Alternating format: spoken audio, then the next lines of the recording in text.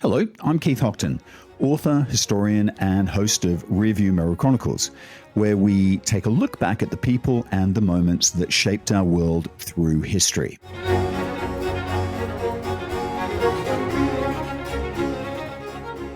Before America officially entered the Second World War, a strange unofficial air force began taking shape in Asia. They were called the American Volunteer Group, the AVG.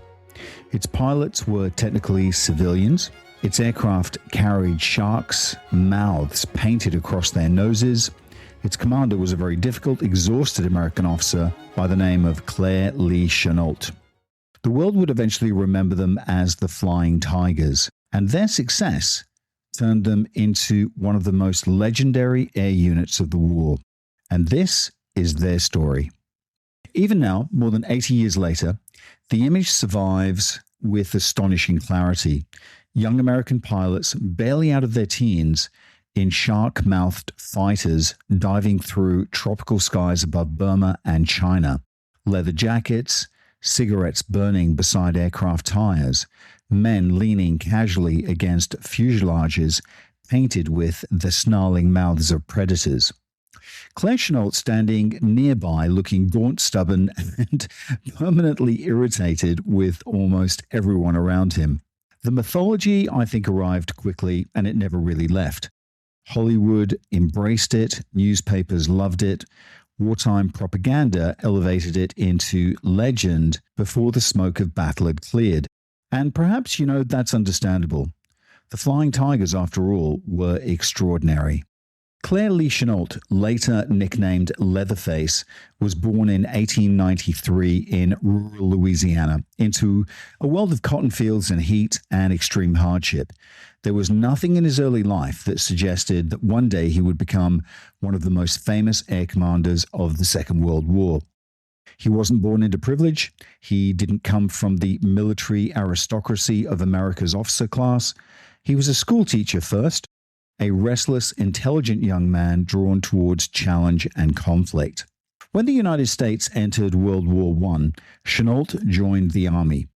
Aviation was still incredibly primitive back then. The machines were fragile, they were made of wood and canvas, and literally held together by wire and courage. Yet, he immediately sensed that aircraft would transform warfare forever. Flying completely fascinated him, not simply as adventure, but as strategy. He became obsessed with fighter tactics, aerial combat, and the future possibility of what air power could do. The problem, I think, was that much of the American military establishment actually disagreed with him. During the 1920s and 1930s, many senior officers believed bombers would dominate future wars. Fighters were often viewed as secondary weapons, useful mainly for defense. Chennault thought this was dangerously wrong. He argued constantly for aggressive fighter interception, coordinated attack formations, and modern aerial tactics. He believed that speed and surprise and maneuver would decide the skies of the future. And of course, history would eventually prove him right. At the time, however, his views made him deeply unpopular. He was brilliant and abrasive. He made enemies almost everywhere he went. He was sharp-tongued, stubborn, impatient with bureaucracy, and completely unwilling to flatter superiors. At the Air Corps Tactical School, he openly challenged the prevailing bomber doctrine, practically heresy within American aviation circles. While others insisted the bomber will always get through, Chennault warned that skilled fighter interception could tear bomber formations apart. And these arguments became intensely personal. Some senior officers saw him not as a visionary, but as an irritant, a difficult man who refused to stay in line. Yet even critics admitted he possessed an extraordinary understanding of aerial combat.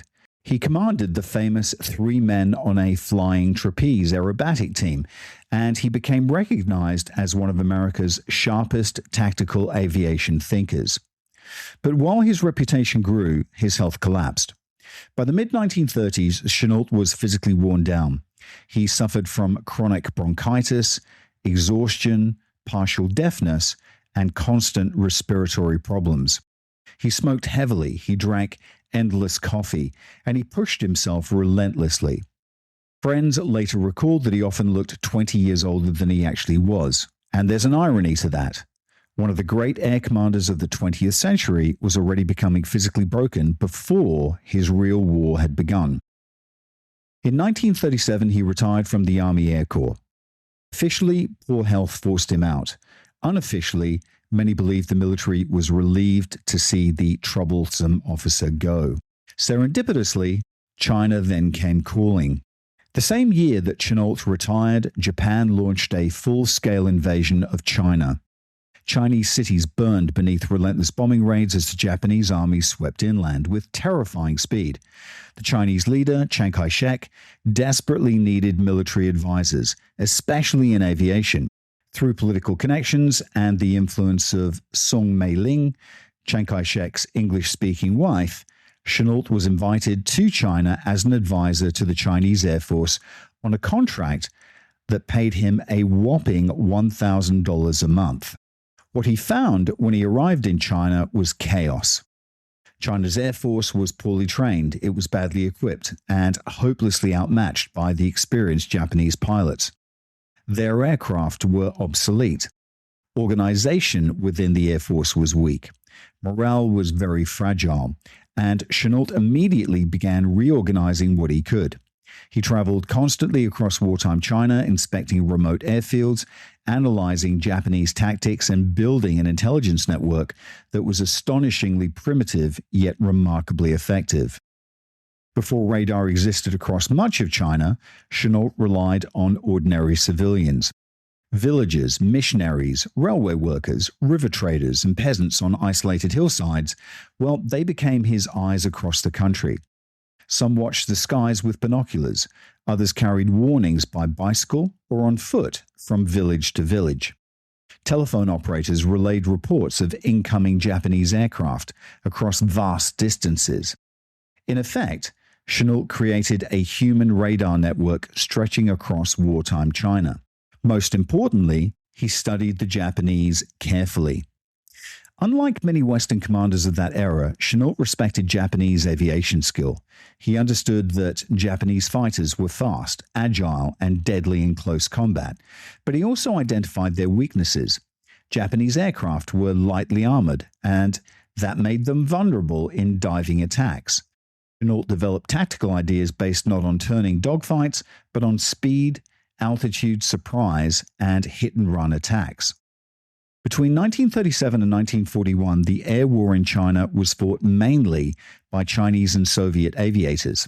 After China signed agreements with the Soviet Union in 1937, literally hundreds of Soviet volunteer pilots and aircraft quietly entered the war. Soviet fighters and bombers defended Chinese cities, and they fought major aerial battles against Japan. In many ways, before America formally entered the war, it was actually Soviet pilots who helped prevent the total collapse of Chinese air resistance. There were also transport flights, reconnaissance missions, bomber raids, and aircraft ferry operations taking place across China and Burma during these years.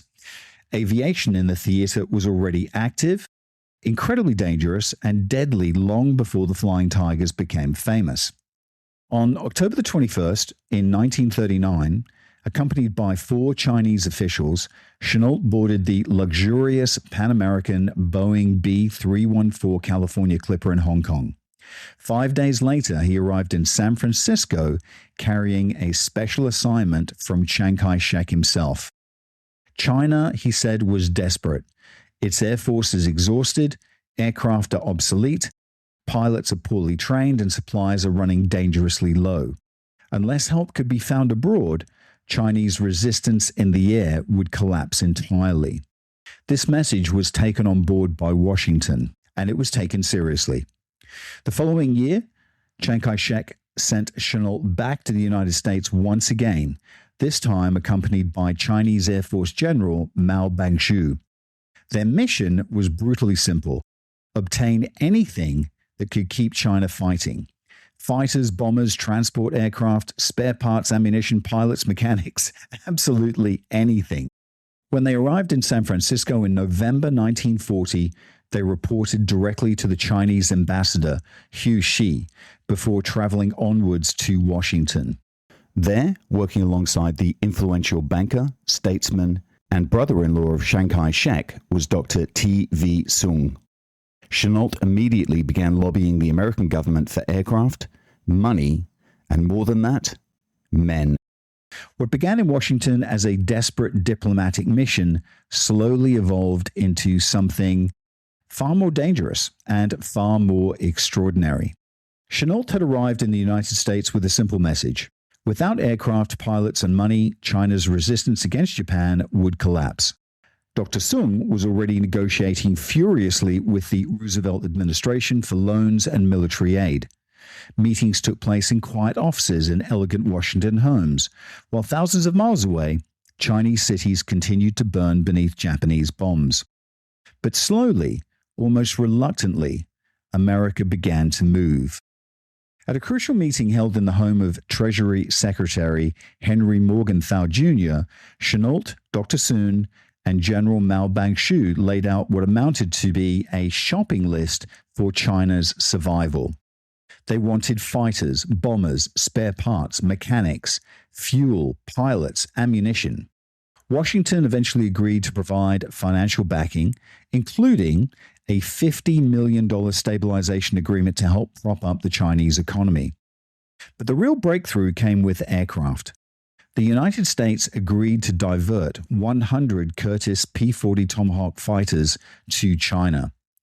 Ironically, the aircraft had originally been built for Britain, but the British were persuaded to accept newer models instead, even though they would have to wait longer for them. The Tomahawks were not considered first-rate fighters by European standards, but in China, what they represented was something more: hope. Now came the difficult part, getting them to Asia without provoking a diplomatic explosion. The aircraft were dismantled, they were packed into crates, and they were quietly shipped aboard foreign freighters to Burma during the spring of 1941. In Rangoon, they were unloaded and reassembled by engineers from the Central Aircraft Manufacturing Company, CAMCO, before being ferried north towards the AVG training bases at Tonggu. At the same time, Chennault began recruiting pilots and ground crews across America. Officially, the United States was still very neutral. Officially, these men weren't soldiers. Many resigned from the U.S. military and signed civilian contracts instead. Some were idealists, some were adventurers.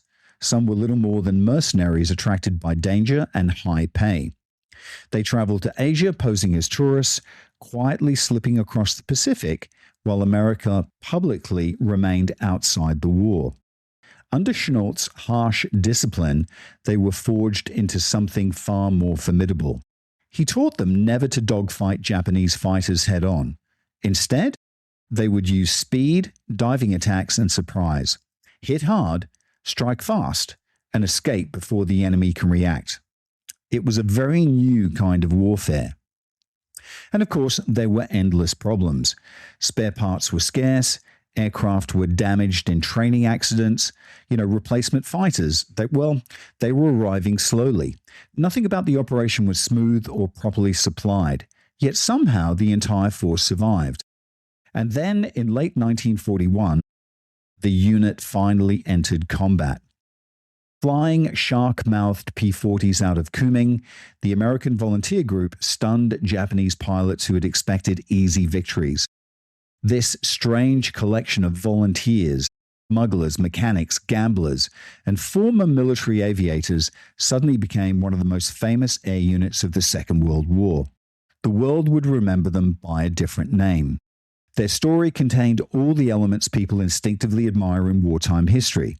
Underdogs facing overwhelming odds, volunteer pilots fighting before America had formally entered the war, fast aerial combat, individual heroics, men who looked like characters, I guess, from adventure novels rather than conventional soldiers. But there's something strange about history. It remembers certain faces and quietly erases others. Fighter pilots become immortal because they fit the stories that societies enjoy telling themselves. One man, one aircraft, one enemy. If you like, a duel that's fought in the sky where courage appears very visible and very clean.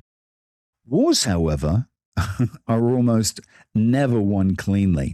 And behind every famous fighter squadron stands another army entirely.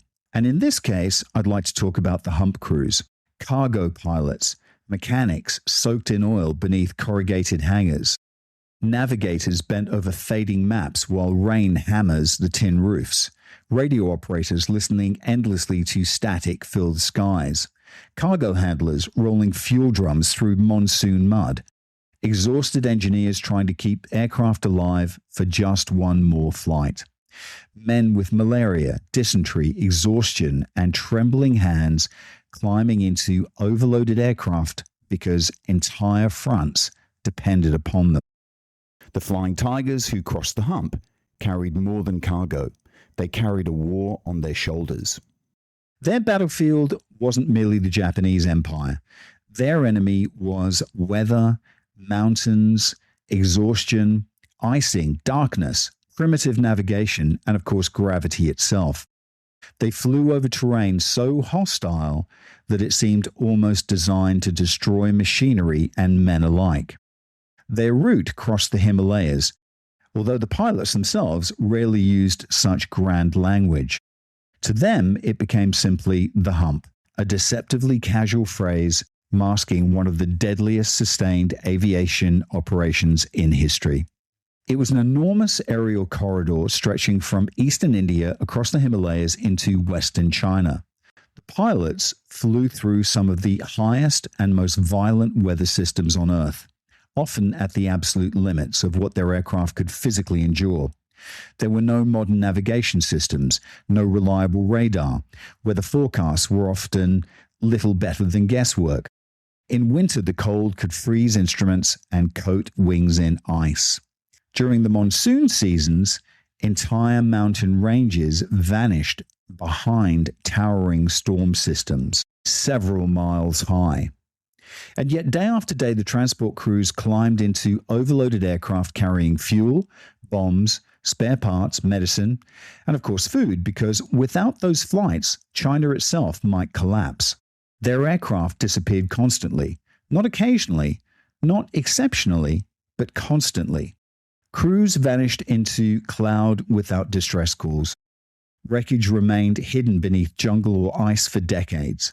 Pilots emerged from storms, physically unable to unclench their hands from the controls. Entire airfields developed an eerie numbness towards loss because the casualty rate became so relentless that grief itself had become mechanical. All in, over 600 planes disappeared. And it's one of the reasons the pilots christened this route Aluminium Alley. And yet the flights continued, because they had to. Two American generals would become inseparably linked to China, Burma, India, and the desperate struggle to keep China alive against Japan. Yet they represented two completely different versions of air power. One was aggressive, theatrical, and obsessed with striking the enemy. The other was methodical, logistical, and obsessed with keeping men and machines moving through impossible conditions. The earlier general in this story is clearly Chennault, and the later general, without which it would have failed, is William H. Tunner. Chennault was the fighter commander. He was the strategist and the creator of what became the legendary Flying Tigers. His role was therefore building and commanding the Flying Tigers, defending China from Japanese air attack, developing fighter tactics against the Japanese, advocating strategic bombing of Japanese supply systems, and effectively becoming the symbolic face of American air resistance in China. I think he was charismatic, I think he was incredibly stubborn, and he was deeply anti-Japanese, and often at war politically with his own superiors. He believed air power alone could transform the war in China.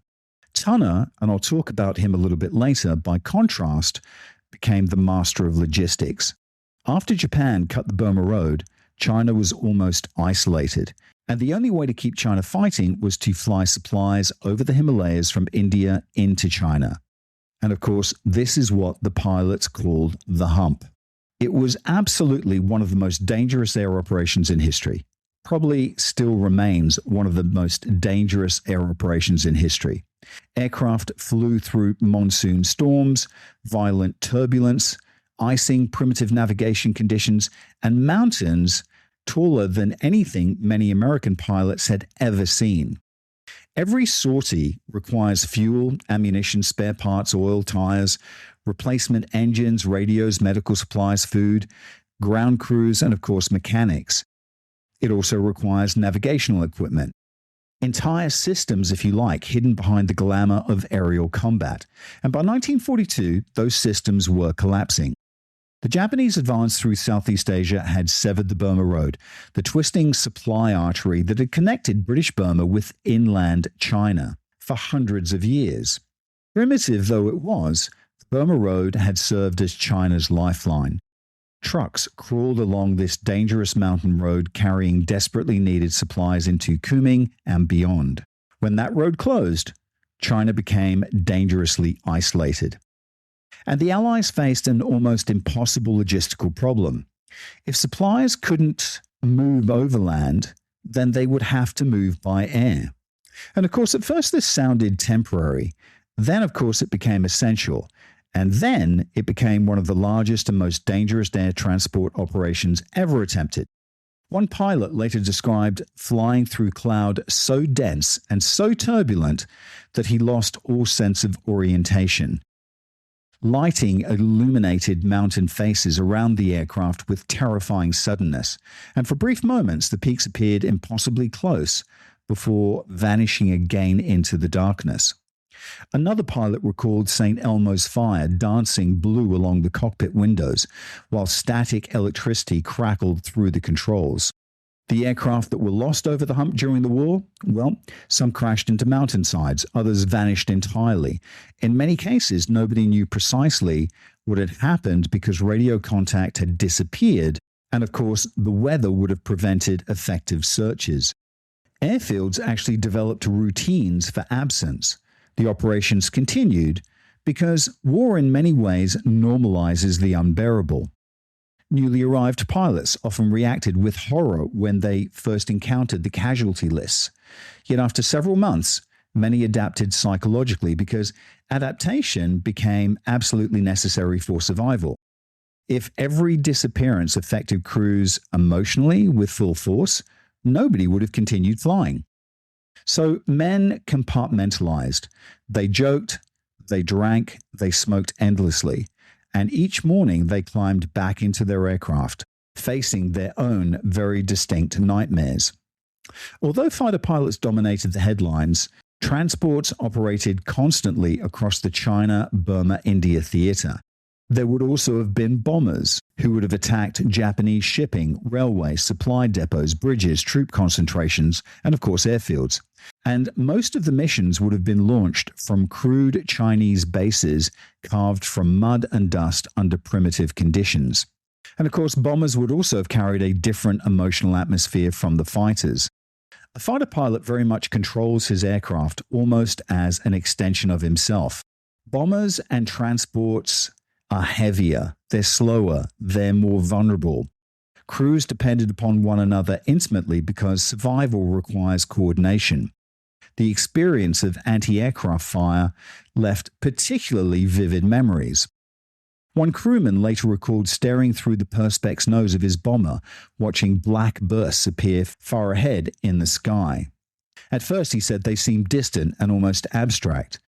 He said, then they gradually moved closer and closer and closer until suddenly the aircraft was surrounded by explosions. Flak produced a unique psychological effect because crews could often see it approaching them. The sky itself appeared to reach upwards, trying to tear the aircraft apart. Afterwards, the crews checked one another almost silently. Hands would have run across fuselage panels searching for holes. Eyes drifted instinctively towards the engines. Always the engines. A damaged bomber or transport returning across hostile territory represented a terrifying equation of fuel, altitude, weather, and luck. And of course, then there were the crashes in China itself. Chinese airfields frequently lacked proper infrastructure. Runways became muddy or cratered. fuel shortages complicated operations constantly. Japanese attacks threatened bases repeatedly. The China-Burma-India theater never possessed an industrial scale associated with Europe. It just didn't. Everything felt improvised. It felt temporary, if you like, almost fragile. And that's why the atmosphere surrounding these operations feels so haunting even decades later. Europe produced vast mechanical fronts and gigantic formations.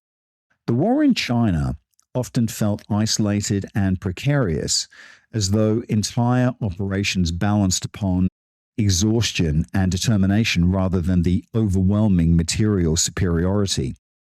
The men who served there, well, they frequently sensed this. Many veterans later described the theaters as forgotten even during the war itself. Europe always dominated the headlines. The Pacific campaign against Japan captured the public imagination after Pearl Harbor. China and Burma existed somewhere in the background, yet strategically, that theater was enormously important. It mattered. Keeping China in the war forced Japan to commit huge numbers of troops and resources. The air operations over the Hump sustained that effort, and of course at tremendous human cost. The mountains themselves, well, they became almost mythical among the pilots. Families back home received telegrams containing the terrible wartime phrase, "missing in action." Yet many of those families never really truly understood what that meant in geographical terms. The Himalayas, if you've never seen them, are immense beyond ordinary comprehension. And a single aircraft could vanish there forever. And of course, there's another reason that these stories matter, and I'll talk about it a little bit later. But the culture forged during the Hump didn't disappear when the war ended. Many of the surviving pilots would carry those experiences into the dangerous and secretive world of post-war Asian aviation. And much later, that wartime legacy would evolve into something even larger and far more mysterious. The romance attached to fighter races rarely extended towards transport pilots and covert operators. Yet these men frequently undertook missions every bit as dangerous. Perhaps more dangerous because public recognition for them barely existed. History remembers symbols more readily than systems. The exhausted crews behind them faded quietly into obscurity. Yet without those crews, the Flying Tigers themselves could never have survived. Heroes require supply chains. Legends require mechanics. And perhaps that's the final truth hiding behind the famous imagery of the Flying Tigers. The war in China was sustained not merely by dramatic aerial victories, but by tired men hauling fuel through mud, repairing engines beneath monsoon or rain, and flying overloaded aircraft into storms because somebody had to do it. War literature, I think, often exaggerates patriotism into something theatrical and uncomplicated. The reality experienced by many crews proved, I think, far more intimate. Pilots continued flying partly because their friends continued flying. Mechanics worked through exhaustion because crews that they personally knew depended upon them. Navigators climbed aboard because refusing would mean somebody else would have to go instead. And gradually, the routine itself became survival. Veterans sometimes spoke about the strange silence after the war ended. No engine warning before dawn, no weather briefings, no waiting for overdue aircraft. Just stillness. And beneath that stillness sat exhaustion, so deep, many struggled to articulate it. One of the tragedies, I think, of the 20th century lies in how quickly societies moved beyond men like these once wars ended. Europe rebuilt. New conflicts emerged. Korea, Vietnam, the Cold War. The surviving airmen aged quietly. Many rarely discussed their experiences because describing the Hump to outsiders proved almost impossible. How do you explain mountain turbulence to someone who has never flown through it?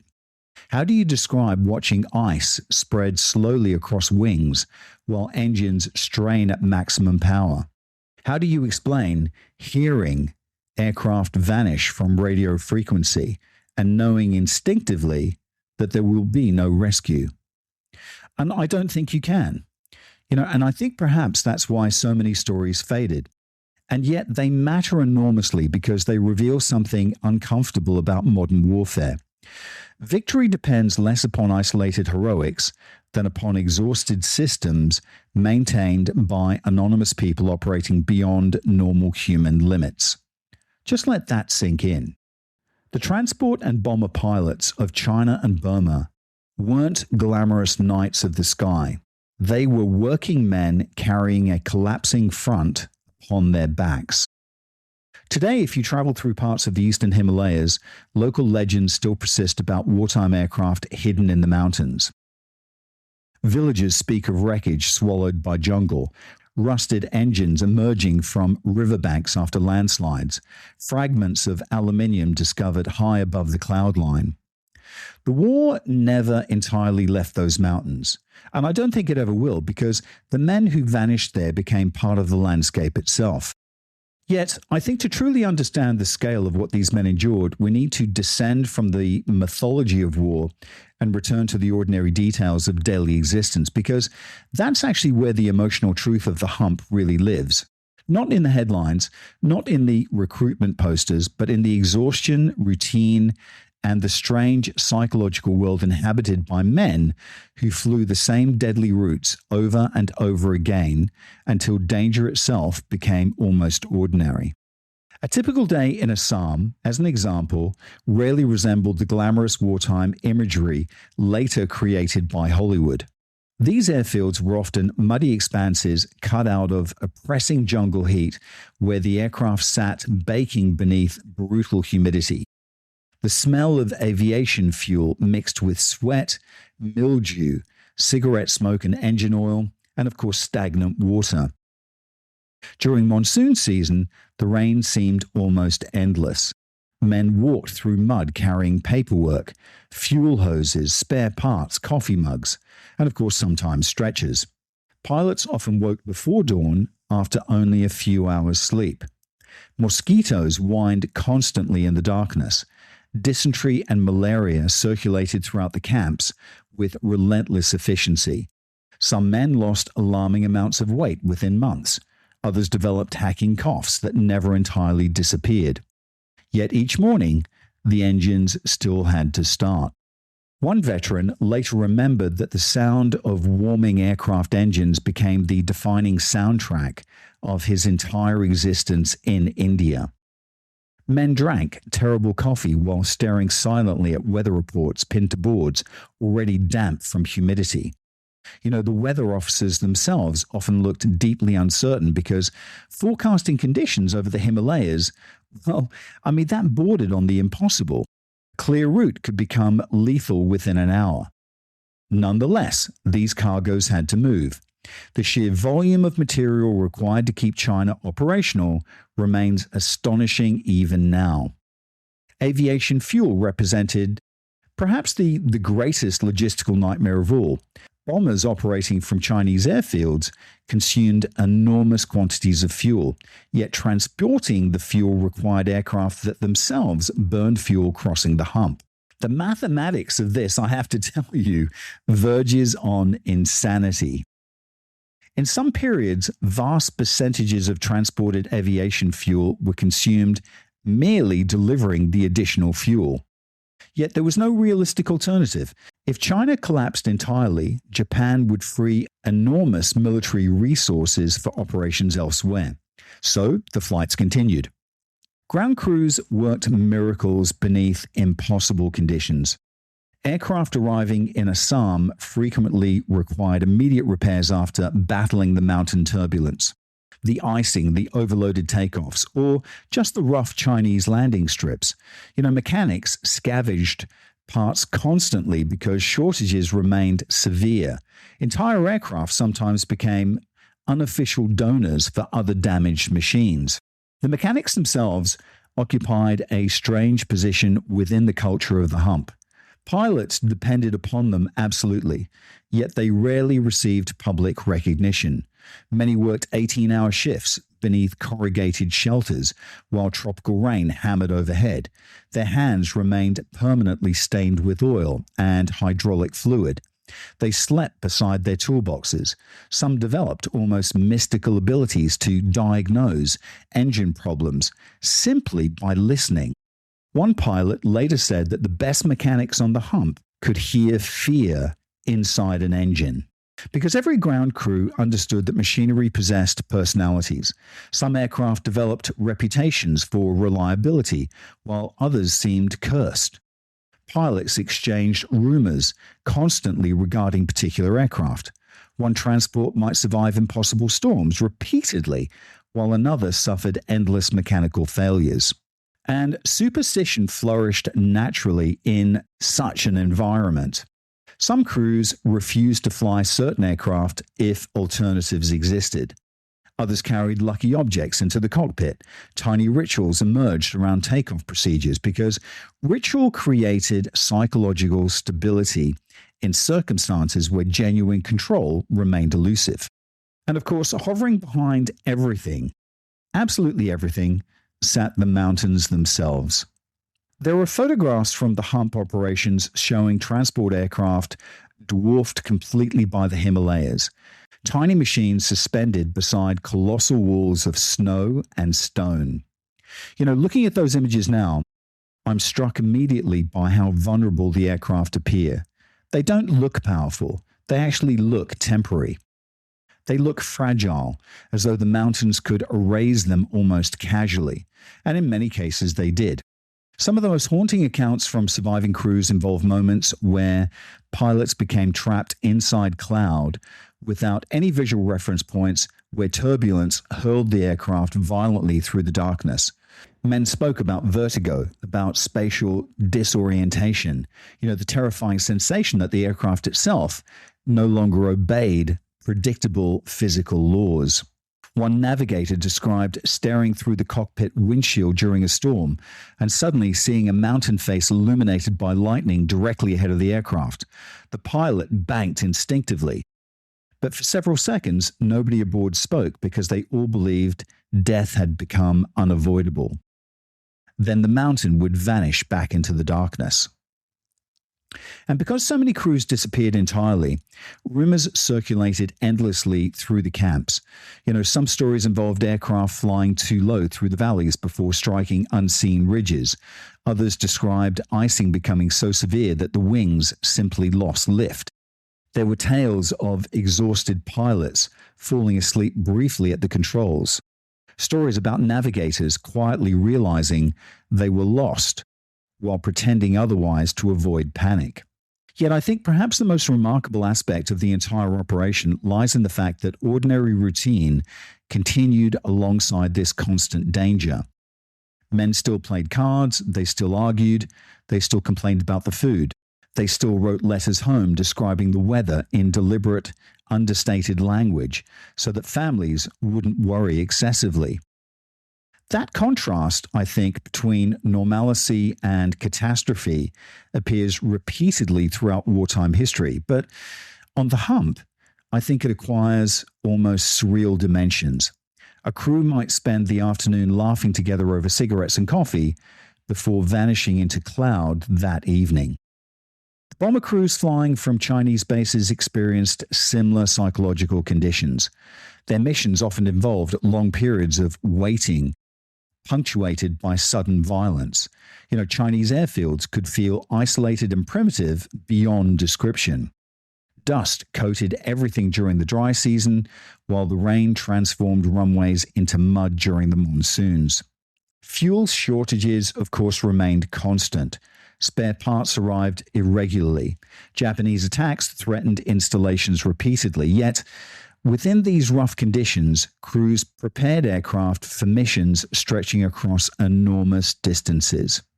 The bombers themselves varied enormously depending upon period and unit.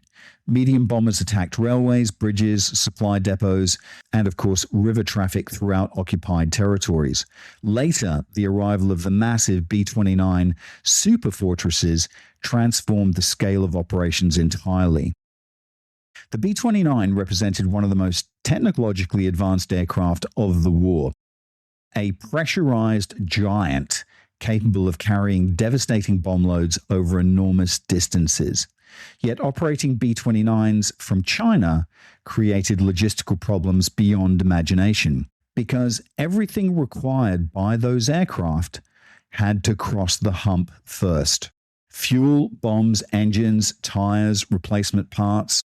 The entire industrial weight of strategic bombing depended upon exhausted transport crews battling mountain weather thousands of miles from American factories.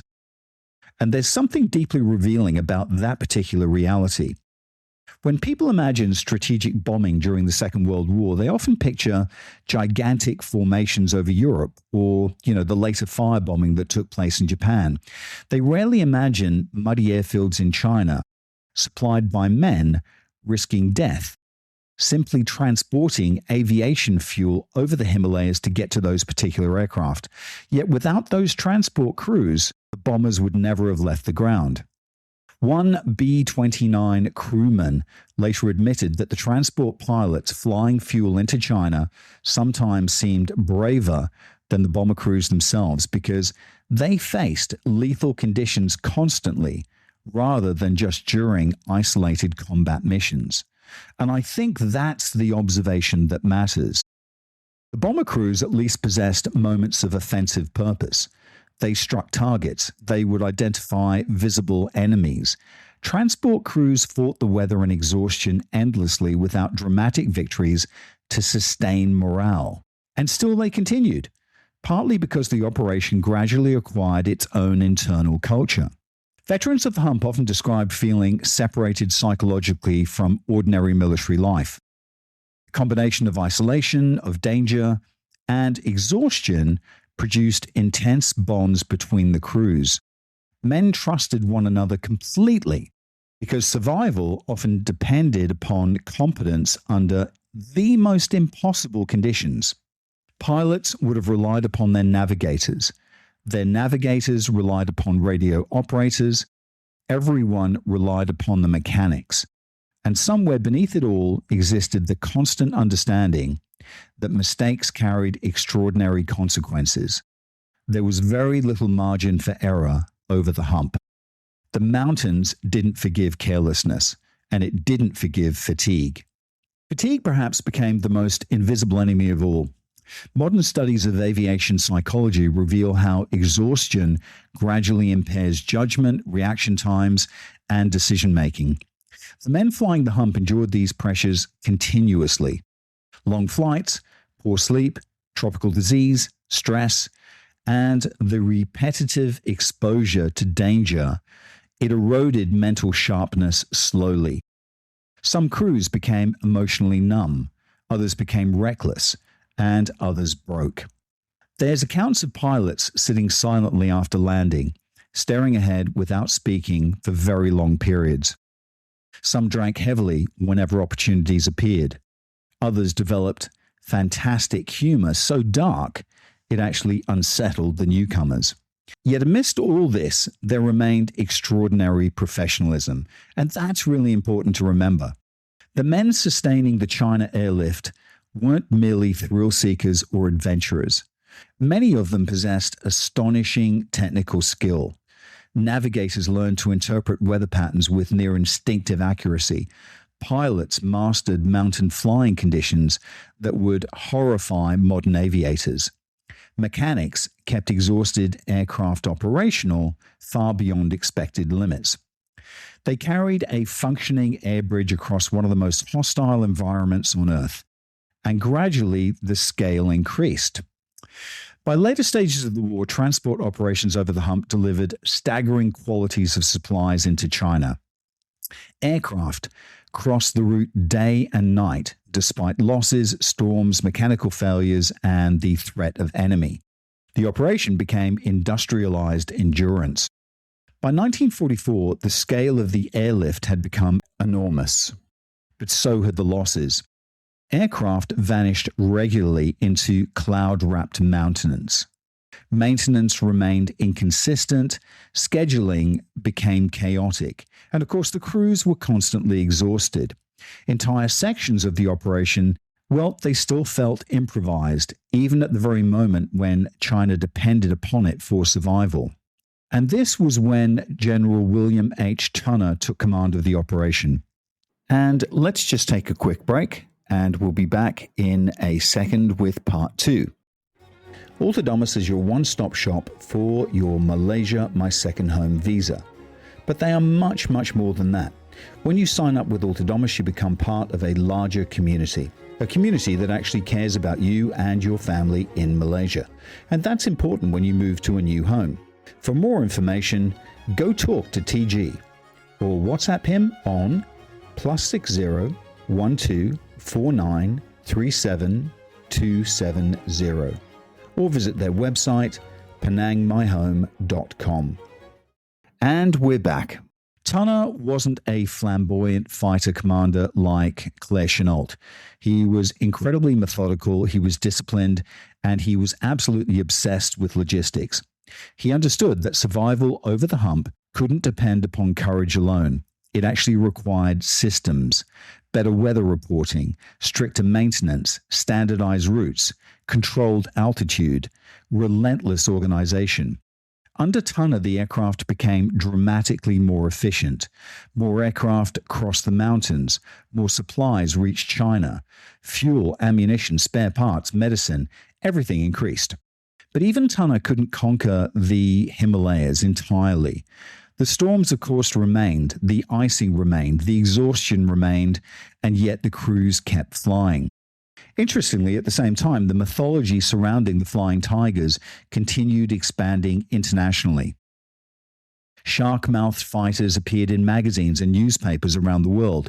Claire Chennault himself became almost legendary, the hard-edged prophet of air power, defending China against almost impossible odds.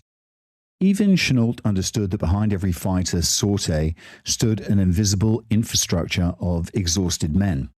He simply couldn't have operated without them. None of it would have worked without them. And perhaps this is where the emotional center of the story truly lies, not simply in danger, definitely not merely in heroism, but in the uncomfortable truth that the entire war depended upon people that history barely notices. The glamorous symbols survive, the working machinery disappears. The Flying Tigers had created a mythology.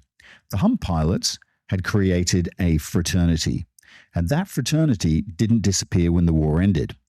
And somewhere out there among the peaks, beneath jungle growth or glacial ice, pieces of those aircraft still remain. Aluminium slowly corroding in silence, engines buried beneath moss, fragments of a forgotten war scattered across the roof of the world. The men who flew those routes are certainly gone now. Yet, in certain weather conditions, pilots crossing the eastern Himalayas still report sudden turbulence rising violently through the mountain cloud. Old aviation routes remain visible on maps, abandoned airstrips survive in fragments beneath jungle growth. History always lingers in landscapes, especially landscapes that consumed so many lives, and perhaps that's the final image worth holding on to. Not the glamour, not even the shark mouths, but a transport aircraft climbing slowly into monsoonal darkness, while somewhere below, exhausted mechanics watch the lights disappear into cloud, knowing they may never see that crew again. Yet, preparing another aircraft anyway because dawn is coming and the war continues. There were moments during the war when the entire operation seemed close to collapse. The losses mounted so heavily at certain periods that commanders began questioning whether the airlift remained sustainable at all. Aircraft vanished faster than replacements could arrive. Crews deteriorated physically and psychologically beneath relentless pressure. Weather forecasts remained unreliable. Japanese fighters occasionally intercepted vulnerable transports. Even the geography itself seemed hostile to human persistence. Yet strangely, the more impossible the operation became, the more determined many of the crews seemed to grow. I think partially this reflected wartime mentality. Once men have survived repeated danger together, they often become fiercely loyal, not to abstract strategy, but actually to one another. So crews on the Hump developed precisely this kind of bond. Pilots spoke about navigators almost like brothers. Mechanics became trusted guardians, standing between life and catastrophe. Radio operators and engineers occupied the same emotional universe because each man understood that survival depended upon competence shared collectively, not individually. This would have created a very unusual culture within the China, Burma, India theatre, a mixture, if you like, of fatalism, dark humor, technical professionalism, and exhaustion. And new arrivals would have noticed it immediately. Veterans never bragged about their experiences because almost everyone around them had seen equally terrible things. Instead, the stories emerged casually over cigarettes, coffee, or a whiskey. A crew trapped above cloud for 6 hours, a landing made almost blind, a transport arriving with thick ice across the wings, another aircraft disappearing from radio contact mid-sentence, and then silence. Some stories simply stopped there. Nobody asked for endings because endings were often obvious. Veterans throughout the theatre later spoke about the aircraft that simply failed to return. A transport would suddenly depart Assam, carrying aviation fuel or spare parts during worsening weather, and then gradually disappear from radio contact somewhere over the mountains. At first, nobody panicked because radio silence was common on the Hump. Crews often vanished from communication for hours before suddenly arriving exhausted but alive in Kunming. But some aircraft never arrived at all. The following morning, empty bunks remained untouched. Coffee mugs sat beside camp beds. Jackets hung where crews had left them before departure. Somebody quietly packed away personal belongings while the operations continued around them. Many surviving crews later reflected on the strange emotional numbness that this created. The losses were so constant that absence itself became part of the rhythm of daily life. No speeches, no ceremony. The flights continued. One transport pilot later remembered sitting beside a fellow flyer in Assam in 1944 after several particularly bad weeks of losses. Other pilots would later describe similar evenings with crews sitting beneath slowly turning fans while rain hammered against the airfield outside and casually rumors drifted from table to table. Nobody really relaxed because somewhere overhead aircraft were still crossing mountains. Another pilot once remarked quietly that the most frightening moments were not always inside the storms themselves, but afterward, when returning crews counted aircraft landing through the rain, realized somebody was missing. Another empty bunk, another crew gone. The other man stared quietly at his drink for a long time before saying, almost conversationally, "The mountains are hungry again." And that phrase spread through parts of the theatre. The mountains are hungry. It sounds poetic now, but, behind the phrase sat genuine psychological pressure. Human beings naturally seek patterns inside catastrophe. When enough aircraft disappear into storms and cloud, landscapes themselves begin acquiring personalities. The Himalayas became almost supernatural in the imagination of many crews. Pilots described mountain weather as treacherous, unpredictable, malevolent. Downdrafts seemed to strike without warning. Cloud formations shifted suddenly. Peaks emerged through the mist with terrifying abruptness, and men already exhausted by long flights and oxygen deprivation sometimes believed the mountains were actually moving around them. And you know what? Perhaps in a sense they actually were. Mountain weather creates constantly shifting systems of wind, cloud, turbulence, and ice. Conditions transform minute by minute. Crews navigating with primitive wartime instruments frequently found themselves battling an environment vastly more powerful than the aircraft that they actually operated. The transport aircraft themselves became symbols of that stubborn endurance. The Douglas C-47 Skytrain acquired legendary status during the war because of its reliability and its versatility. But even the dependable C-47 struggled under the hump conditions when overloaded or exposed to severe icing. Larger Curtiss C-46 commandos eventually joined the operation, carrying heavier loads across the mountains. The C-46 would have possessed greater capacity and higher altitude performance, yet it also developed a reputation for dangerous quirks. Pilots joked darkly about its tendency to leak fuel and catch fire. Humor again became survival. One crew nicknamed their aircraft the Flying Coffin, and they actually painted the name proudly beneath the cockpit windows. Another transport carried a cartoon of a grim reaper outside its mission markings. I think there's something deeply human in that instinct to laugh beside danger. It appears repeatedly throughout military history. Soldiers trapped in trenches create jokes. Sailors crossing storm oceans invent rituals. Pilots flying impossible routes that were nicknamed death itself. Because humor actually creates emotional distance from fear. And without that distance, many crews might simply have broken apart psychologically. And yet, despite the jokes, despite the cigarettes and bravado, fear would have definitely remained everywhere.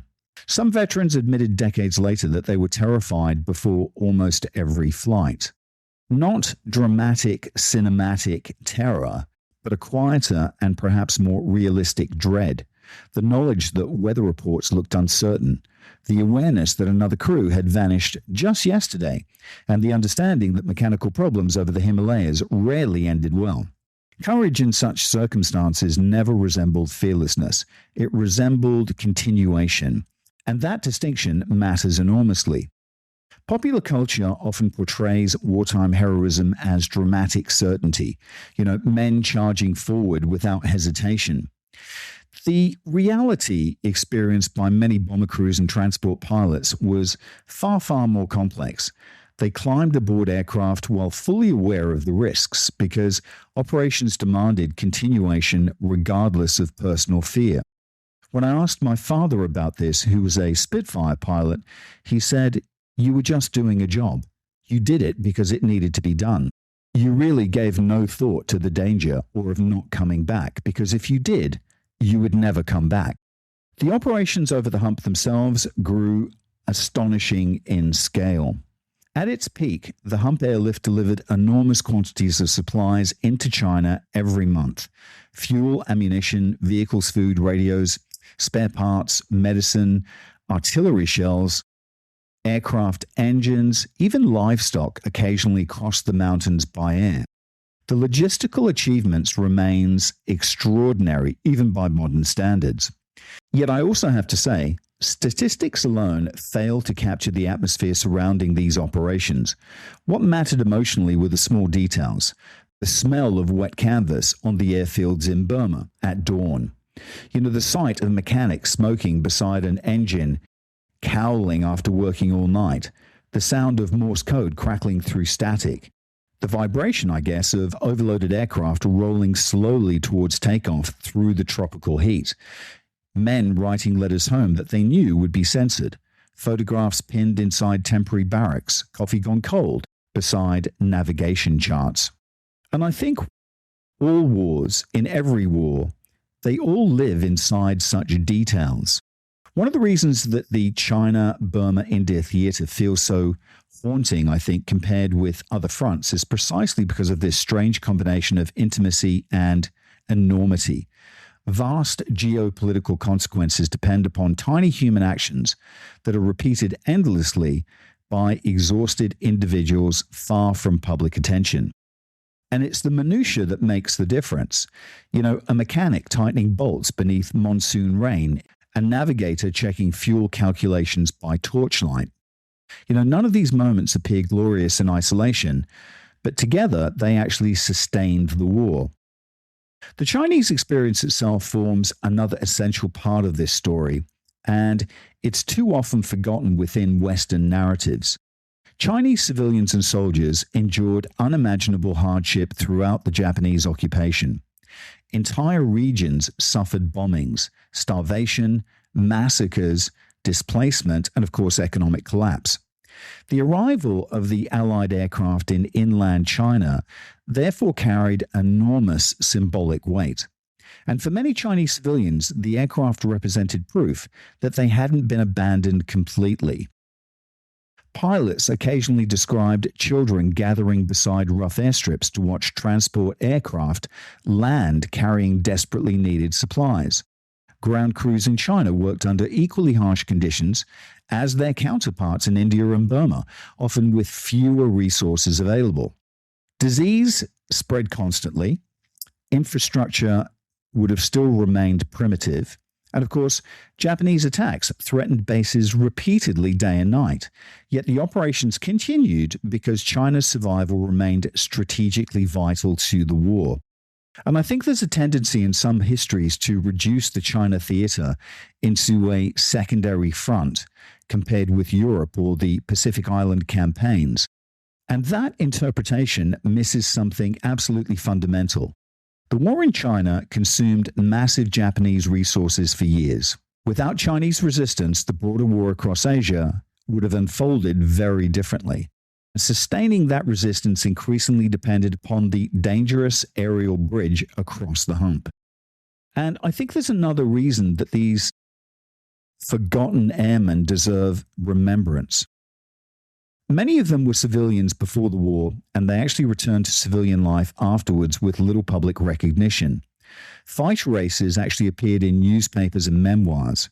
Cargo pilots and engineers often vanished quietly back into ordinary existence, carrying experiences which were impossible to explain. And some of them actually struggled profoundly after the war. The psychological vocabulary for trauma remained limited during the 1940s and 1950s. Men who had actually endured years of stress and exhaustion and danger were often expected simply to resume normal life without discussion. And yet, of course, fragments of memory remained. Wives and children sometimes sensed entire worlds hidden behind the veterans' refusal to speak. And perhaps that silence contributed further to the fading of these stories. The men themselves rarely mythologized their experiences publicly. They remembered the dead too clearly for easy romance. One surviving pilot later admitted that whenever he heard people speak nostalgically about wartime flying, he found himself thinking not about adventure, but about faces. Crews sitting together before takeoff, men laughing beside aircraft, friends who vanished into cloud and never returned. And that memory, he said, haunted him far more than the actual combat itself. And in the end, perhaps, that's the deepest truth hidden beneath the mythology of the Flying Tigers and the forgotten bomber crews and transport planes behind them. War creates legends because society needs legends. But beneath every legend sit ordinary human beings, enduring conditions almost impossible for the rest of us to imagine. Years later, many surviving Hump veterans still spoke quietly about the crews who never returned from the mountains. Not simply the famous names, not merely the fighter aces celebrated in the newspapers, but the transport pilots, navigators, engineers, mechanics, and radio operators who vanished into cloud carrying fuel, bombs, medicine. They also carried hope across the roof of the world. The world remembers the shark mouths. The surviving crews often remember the empty bunks. And I think somewhere high above the eastern Himalayas, where storms still gather around black ridges and hidden valleys, the echoes of those engines have perhaps never entirely disappeared. And I think this is exactly why this story matters.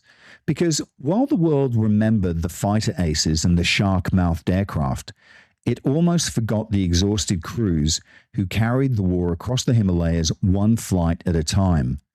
Not the famous photographs, not the fighter races, but the exhausted crews climbing once more into darkness because somewhere beyond the mountains, another front still needed fuel, ammunition, medicine, and hope.